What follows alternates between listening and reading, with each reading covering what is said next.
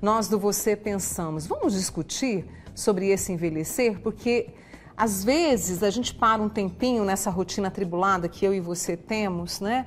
Se olha no espelho, ou então bota reparo nas fotos antigas que vem, né? E aí se percebe mais velho, mais velha. E sim, sem dúvida, a gente sente uma certa agonia no peito, né? Por conta dessa finitude e da brevidade da vida. O medo vem, o medo de envelhecer.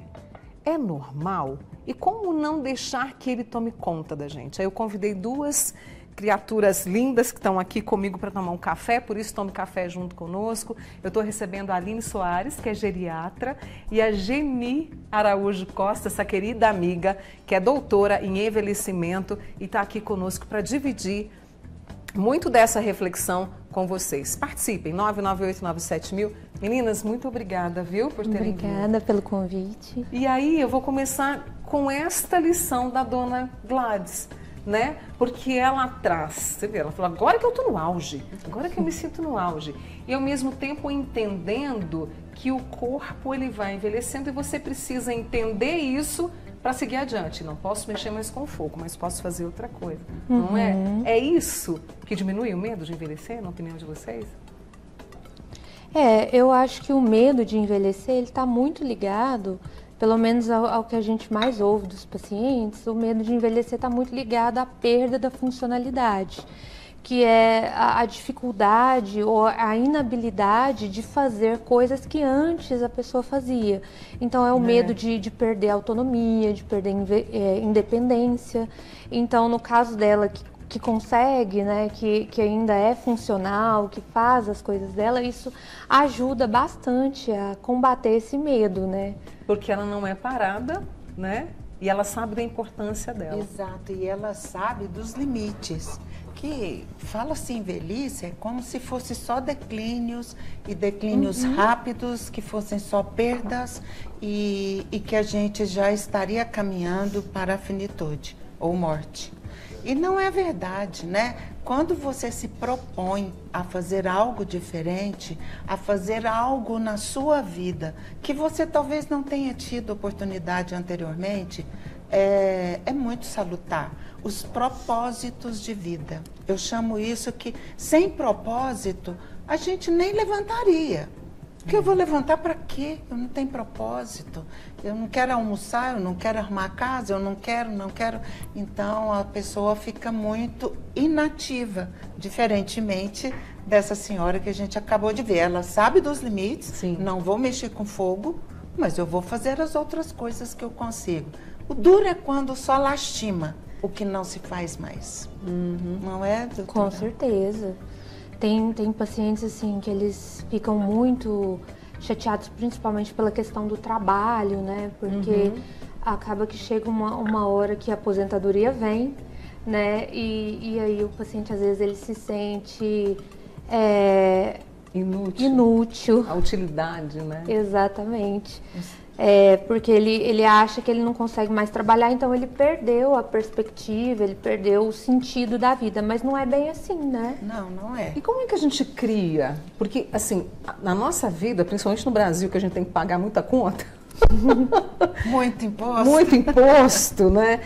Parece que a gente, às vezes, se esquece de fazer esse planejamento, de ter olha, tá bom, eu tô com 50 anos, 50 e poucos anos, eu preciso saber o que eu vou fazer depois. Mas eu preciso de uma precisão tranquila, né? De alegria, né? E de também cuidar da casca, não é? Com certeza. As pessoas, às vezes, se veem muito no trabalho. Então, a perspectiva do lazer é o trabalho, da felicidade é o trabalho, a perspectiva do recurso financeiro é o trabalho. Então, ele levanta. Eu gosto muito de falar, levantar os motivos que nos fazem levantar da cama pela manhã. Então, seria esse sentido de encontrar no trabalho a alegria e o prazer de viver. E isso tem crescido muito, problemas, acredito que a doutora deve vivenciar isso no consultório, de pessoas assim, se entregando após terminarem o trabalho digamos, do trabalho oficial, né? Porque uma pessoa que trabalha em casa trabalha muito. Trabalha muito também, muito, né? Com certeza. Não é? Mas aí, lá tem o rendimento, e aqui não tem. Então, ele parece que deixa de ter a conotação perversa e dolorosa do serviço doméstico, né? Eu vou deixar uma pergunta para você também. A sociedade, né, ela vai deixando isso cada vez mais evidente? Quer dizer, a sociedade também não ajuda muito nesse bem-estar da velhice? E aí a Geni trouxe essa questão, né, do ter o propósito, e aí a gente vai perdendo muito, assim, a gente vai vendo as dificuldades surgirem, né? Andar fica um pouco mais complicado, né? Fazer uma tarefa, pegar alguma coisa e ao mesmo tempo fazer outra, isso já não é, o reflexo já não é mais o mesmo, né? E para isso eu preciso de quê? Para ter essa autonomia e esse controle de fazer as minhas tarefas. Olha, que você percebe? Eu acho que essa resposta é simples de dizer, mas não é simples de fazer. Que eu acho que tem 2 pilares principais para a gente manter a autonomia, manter a funcionalidade, que é principalmente alimentação saudável e atividade física, né? Muitas pessoas, às vezes, têm uma resistência a começar a atividade física, mas eu não dou conta, mas eu não tenho tempo. Mas, assim, não existe resposta mágica, né? Não existe um remédio que vai fazer isso. É realmente hábitos de vida saudável. Principalmente atividade física. Quando a gente fala em atividade física, a gente tem que pensar não só na atividade aeróbica, mas também na atividade de força, né, para manter a musculatura, para manter os ossos, a massa óssea dentro do padrão normal. Além disso, tem atividades também que são de equilíbrio, de elasticidade, né, que também ajudam bastante. Então, assim, eu diria que a atividade física é a chave. Carro-chefe, né? Com A certeza. musculação, por exemplo, já foi comprovado, ela retarda a demência ou evita a demência? Sim. Eu posso usar esses verbos? Sim, é um fator de proteção. De proteção. Né? A atividade física, em geral, é um fator de proteção para demências, e não só para demências, para perda de massa óssea, para o que a gente chama de sarcopenia, que é a perda da massa muscular, e a autonomia e a independência estão muito correlacionadas a isso. A pessoa, ela ter capacidade e ter vamos dizer, a autonomia, a massa óssea necessária para ela continuar fazendo as coisas que ela fazia. As caminhadas. Né? Essa coisa de cuidar da casa. Eu quero contar um exemplo depois de 2 pessoas que estão nessa fase, são novas e estão redescobrindo a casa. Agora eu te perguntei, Geni, sobre essa questão da sociedade. Você que é doutora em envelhecimento, se a gente for perceber, muitas vezes a pessoa que passa de uma certa idade, eu vou colocar 50 a mais, tá? Parece que elas são descartáveis. Ah, não serve mais não, tá? Então deixa ali, né? E a sociedade, infelizmente, ela contribui para isso, para esse idadismo, esse etarismo. Contribui e muito. É triste, não é? É triste. Quando você falou da gente comentar sobre o medo de envelhecer, o medo do envelhecer, em muitos casos, ele vem de padrões que a sociedade nos impõe, né? Em especial as mulheres. Então, as mulheres são massacradas. Quando você diz 50 a mais, hoje a gente se fala, quando fala de envelhecimento, a gente fala a partir dos 50, não mais 60, que caracteriza a terceira idade. Mas fala dos 50 porque era uma década muito achatada, né? Não era nem jovem, nem era velho. E hoje ela já faz parte desse movimento de saber envelhecer melhor.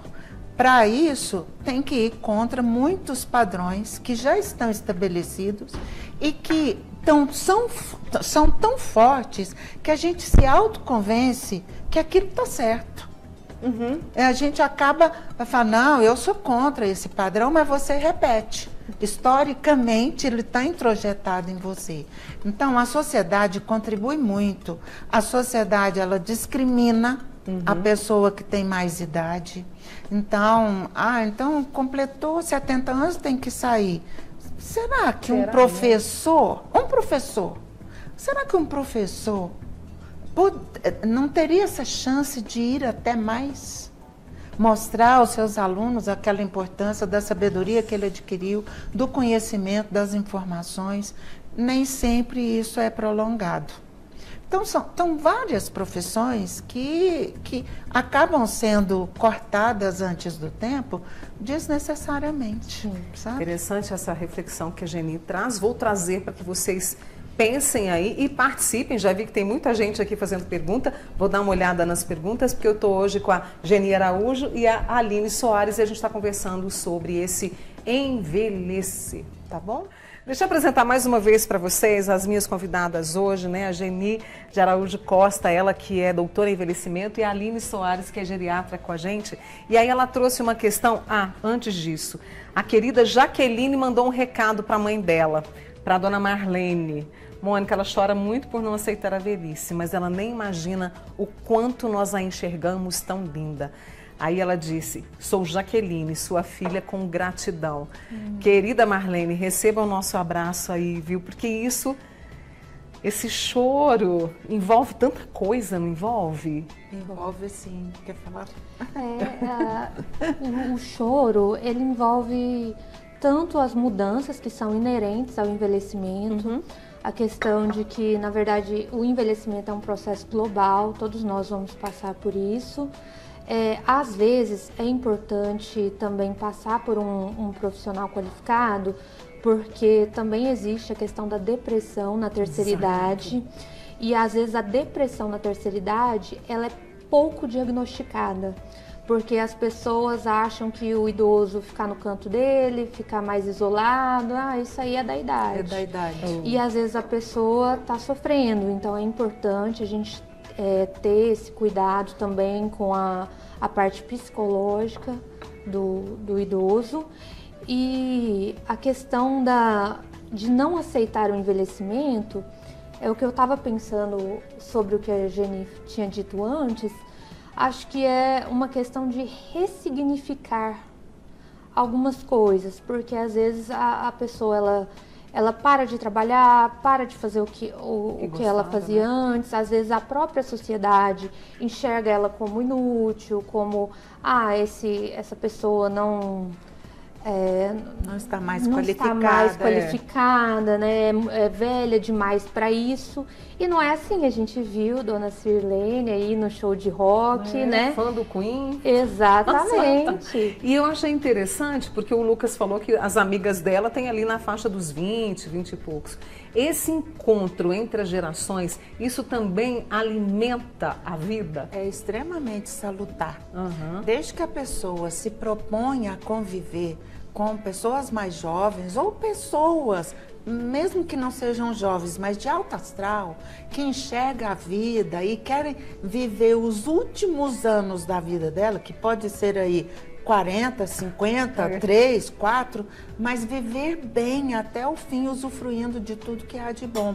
E esse encontro geracional, ele é tão salutar que as pessoas, normalmente, quando vão envelhecendo, têm funções fisiológicas que são desenvolvidas e atrapalham o envelhecimento de uma forma geral, não vão ser ranzinhas, não vão ser autoritárias, não, eu quero porque eu quero, eu tenho mais idade. Não vai ter isso. Vai ter a relação do respeito, da amizade, da alegria, isso é fundamental. Nossa, é fundamental. E da troca de experiências. Sim, bem dito. Né? De escutar essas pessoas mais experientes, né? Deixa eu trazer a Lourdes lá de Uberaba, que está acompanhando a gente, tem 61 anos, e ela tem notado um pouco o caso, às vezes, dos médicos que não escutam mais como outros anos. E a Aline, minha amiga Lourdes, estava me falando que uma das primeiras perguntas que ela faz quando, né, recebe uma pessoa, um paciente, qual que é a pergunta? Porque, assim, tem mudado, né? Sim. Infelizmente, eu concordo com ela que às vezes tem isso mesmo, mas tem mudado? Tem algumas especialidades médicas que elas são um pouco mais objetivas, né? E elas tratam, por exemplo, um médico especialista em coração vai focar no coração. Enquanto o geriatra, como a gente tem essa questão do idoso como um todo, do integral, a gente costuma ouvir mais os problemas, entender melhor algumas queixas. Geralmente são consultas mais longas, em torno de 1 hora, mas que vale muito a pena, porque às vezes a gente percebe que a pessoa ela não é só um conjunto de órgãos, né? Ela tem ali uma história, tem uma personalidade, que a gente sempre leva em consideração na hora de fazer o tratamento. Uma das perguntas que eu gosto de fazer, e que na verdade até fazem parte do que a gente chama de AGA, que é a avaliação geriátrica ampla, é a questão de o que você gosta de fazer, qual que é o seu lazer. E às vezes alguns pacientes ficam assim, tipo, por que o médico está me perguntando isso? Mas é porque o lazer, ter uma atividade é importantíssimo na terceira idade, né? Ter algum grupo social, alguma interação, né? Mandando um abraço para você, doutora Geni, mestre do meu aprendizado e valorização da forma de envelhecer. Temos que ter sim um propósito de vida que na filosofia oriental se chama Ikigai, a razão de acordar todo dia. Roberto Okada. Que lindo. Lá do projeto da UFA, a Universidade do Idoso, no qual você já fez parte, né, Geni? Na verdade, essa Universidade do Idoso, a Universidade Amiga do Idoso, isso, a gente criou. Eu e a professora que hoje está coordenando. E aí, logo em seguida, eu me aposentei. Então. Aí eu não pude tocar o projeto, mas a gente conseguiu verba, conseguiu um monte de coisas boas. E aí ela continuou. E ela continua até hoje. Então, a professora Karina do Vale. Ô, Mônica, eu queria falar uma coisinha. Quando se fala em velhice, dá uma conotação muito negativa. Sim. Né? E as pessoas colocam aquilo como verdade. Isso não é. Quando a pessoa aposentava antigamente, pouco tempo atrás, as pessoas já aposentavam e vestiam o ventalzinho, porque ela sabia que ela não ia aproveitar mais a vida. Ela colocava isso na cabeça dela. E às vezes vivia até 70, 80, 90 anos. Mas que não era o habitual. E aí ela ficava ali esperando a morte chegar, que é bem diferente de hoje. Hoje nós temos 60 e vivemos os novos 60, com muita qualidade, com muito conhecimento, né? Eu acho que isso é importante. E respondendo aquela pergunta que sempre me fazem, você e muitas outras, por que 60 anos? É pouco demais, por exemplo. Idoso, né? Para ser idoso. Você, 60 anos, daqui uns dias, daqui uns anos, e aí a pessoa diz, não, mas eu estou tão bem. Mas o Brasil é muito grande. E a desigualdade também é muito grande. Enorme, né? Então você fala assim, vou lá para o Nordeste. Não precisa. Aqui no entorno de Minas Gerais, a hora que você vai entrando nos limites, né? Você encontra essa miserabilidade, infelizmente. E ela acontece no Brasil. E lá, às vezes, com 48 já morrem. Não chegam nem a envelhecer. Porque não temos políticas públicas adequadas e não pensam ainda em ter, já que está acontecendo uma avalanche de idosos no nosso país. Precisava de mais atenção para isso. Por isso que você trouxe esse assunto. Deixa eu deixar aqui um recadinho. Ai, não me veio o nome. A Aline é muito dedicada, comprometida. Estou mandando um abraço para você. Vou pedir à minha equipe que me manda aqui o nome. Não tenho medo dos meus 73 anos. Agora ela quer saber uma questão das unhas, pele, cabelo, porque tudo, os nossos hormônios, enfim, tudo que nos conduz nesse organismo, tudo vai diminuindo. Aí a pele, o cabelo, as unhas, tem a ver com genética ou não? Vou deixar essa pergunta, tá, Aline? Tá. Podem continuar no cafezinho, que que eu vou ali, mas já volto. E você continue mandando aqui as suas mensagens, tá bom? Que tá muito boa essa prosa, tá? Lucilena, Aline de Patrocínio, muito obrigada pela participação. Eu tenho aqui a Miriam, que diz que tem 43 anos. Sou muito feliz pela vida e espero chegar aos 100. Vai chegar, né, Miroca? Tenho certeza disso, né? Eu tenho aqui também Eugênia Souza, não tenho medo da velhice. Estou bem no meu 54. É preciso novidade na vida. Achei interessante isso que ela falou, né? E a mãe da Adriana dos Seringueiras, que vai completar 94 anos, dia 6 de agosto. Um grande beijo, viu? Um grande beijo para vocês que estão acompanhando aqui. E aí eu tenho algumas pessoas que me disseram aqui, Geni e Aline, que um dos medos que mais tem do envelhecer é ficar dependente dos outros. Sim. Essa dependência é possível evitar? É possível. O medo da dependência é o que eu tinha falado antes sobre a questão da funcionalidade, né? A questão de, quando a gente fala de funcionalidade, a gente está falando de funções. Ou seja, tomar banho sozinho, andar sozinho, comer sozinho, cozinhar as próprias refeições, pagar as próprias contas, tudo isso são questões de funcionalidade.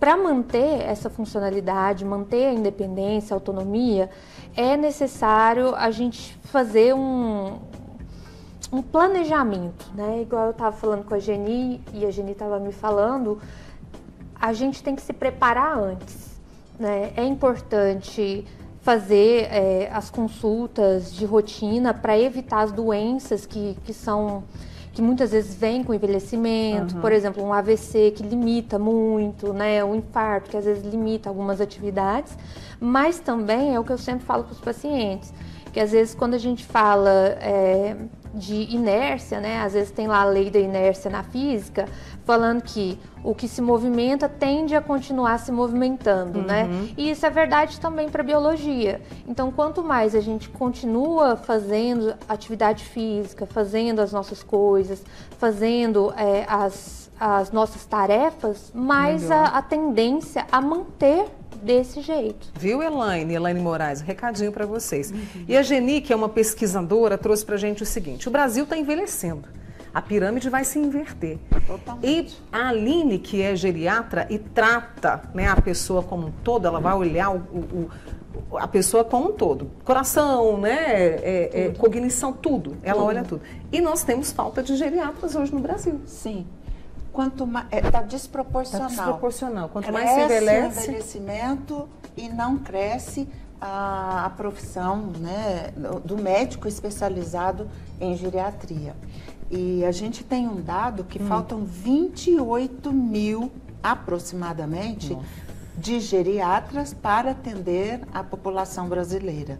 Ou seja, o que também precisa é deixar claro que o geriatra tem essa função de olhar a pessoa como um todo. Como teve uma pessoa aqui que comentou que às vezes o médico nem conversa, nem olha. O geriatra faz isso, da cabeça aos pés, não é, doutora? É verdade. Porque, e é muito bacana existir um geriatra que ele te acompanha até o fim.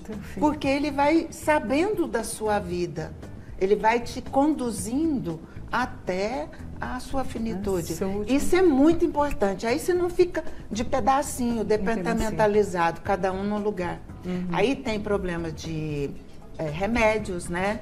Que você há um acúmulo. Às vezes o ortopedista dá o cardiologista outro. E assim, cada especialidade, as doenças oportunistas, né? Doenças crônicas, como diabetes, hipertensão, cada um vai dando os seus remedinhos. E chega uma hora que dá um problema sério nessa comunhão. O geriatra sabe resolver isso. Deixa eu trazer a Cileida. A Cileida contou o seguinte: não consigo pôr na cabeça a velhice. E aí ela trouxe alguns detalhes. Uso blusa para não mostrar muito o pescoço, não gosto do bigode chinês, também a área da boca, às vezes tenho vergonha de sair, me chamarem de senhora. O que ela faz para melhorar a autoestima? Ela até falou em plástica, né? Não adianta só a plástica, Mônica. Ela tem que trabalhar a autoestima. Ela tem que se sentir que ela está bem com a idade que ela tem.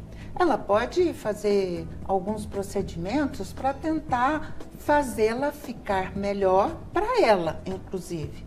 Porque se ela for atender o que a sociedade exige, ela só vai viver no hospital. E aí teria que ter uma condição É o que ela medonha, falou, não né? tem dinheiro, né? Porque a gente não Então tem ela dinheiro tem pra que isso. fazer, por exemplo, terapias. Né? E a UFO tem terapias. Tem lá no curso de psicologia, tem terapias. E, Cileida. então, Cileida, se cuide em termos de autoestima. Se valorize enquanto pessoa, se valorize enquanto um ser que está aqui e que é um privilégio, né? E que envelhecer é um privilégio. Nem todas as pessoas conseguem, nem todas as pessoas vivem muito. Então, aceite-se um pouco mais. Essa é uma questão que você trabalha também, inclusive ela está fazendo pós-graduação em estética do envelhecimento, Isso. né? Eu estou terminando esse ano a minha pós-graduação em estética do envelhecimento, porque hoje em dia a gente vê que essa questão da autoestima, a questão da autopercepção é muito importante. Existem mudanças que são inevitáveis, por exemplo, as rugas, a alteração na espessura da pele. Então, assim, mas tem como a gente melhorar alguns aspectos. Mas é muito importante o que a Geni falou, que muitas vezes é como a gente se percebe e não tanto o que o outro percebe da gente. Por exemplo, ela falou que tem medo que as pessoas chamem ela de senhora. Um monte de gente me chama de senhora. Então, assim, as outras pessoas às vezes nem estão tão preocupadas e nem percebem a questão do pescoço, da ruga. Às vezes é mais uma questão da nossa percepção. Então, é claro, tem como melhorar um pouco, apesar de não ter como reverter essas mudanças, mas é muito importante que a gente também se compreenda a questão da terapia, da psicoterapia, da autoaceitação, isso também é muito importante. E aí a gente estava conversando aqui também que às vezes o medo de envelhecer, ele ganha uma proporção tão grande que hoje já se tem um nome para isso, que é a Gerascofobia. Gerascofobia. E aí? É esse medo de É esse envelhecer. medo de envelhecer, né? O medo de envelhecer, ele, na verdade, eu acho que ele é natural a todo mundo. Todo mundo tem medo de envelhecer porque é um medo de desconhecido, né? Então, tudo que a gente não sabe como vai ser, a questão do futuro, a gente não conhece, não sabe como é que vai ser, é natural a gente ter medo.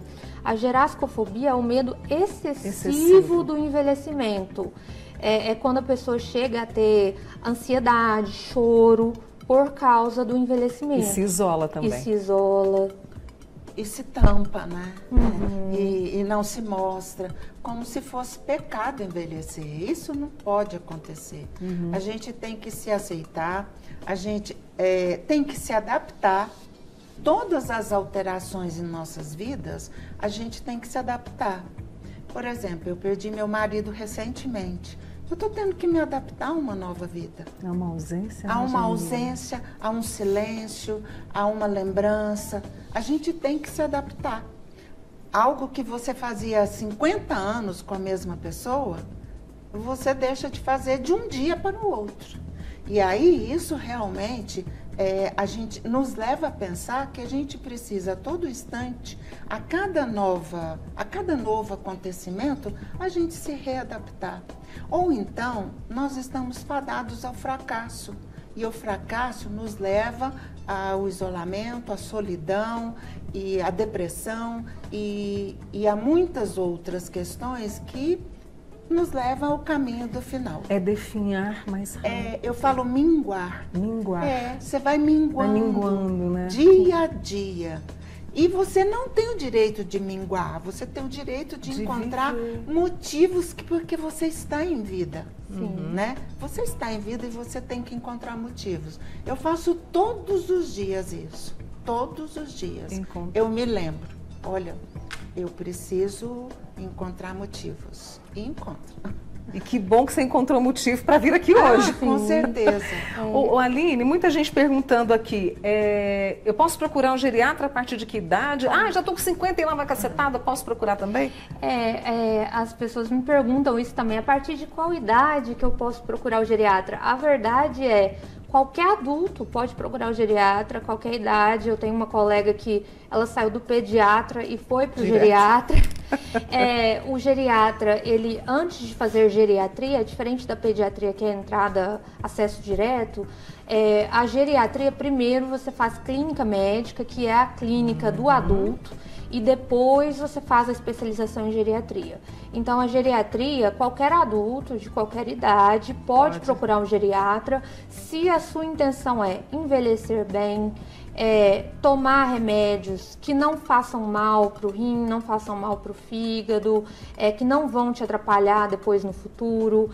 Se você quer fazer um acompanhamento preventivo, exames preventivos, tanto para câncer, quanto para osteoporose, quanto para diabetes, colesterol, né? Tudo isso, as vacinas, a gente sempre olha a questão das vacinas, as vacinas que estão em dia.